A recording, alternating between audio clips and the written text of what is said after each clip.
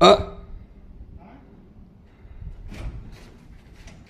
Harda gene Xırdalanda, güzel bir yerde, qəşəng bir yerde.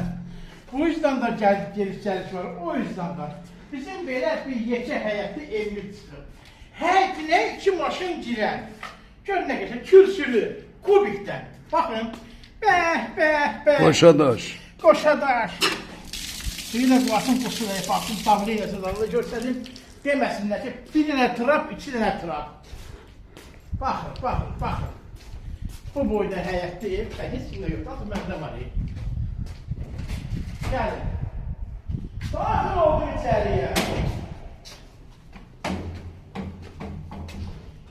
Sol tərəfdə kukuna. Sanusi.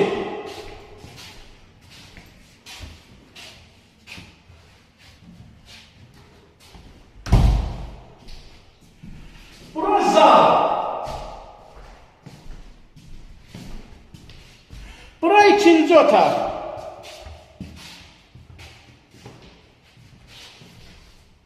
Bura üçüncü otak. Her taraf ev. Koşarlar. Güzel, ramotlu ev. Bəh. Pəncərələr işıq düşən. Pəncərələri hamısı işıq düşən evlə baxır. Evi 85 min, 65 min deyəcəm. 20 min üstüne deyəcəm. Neçə?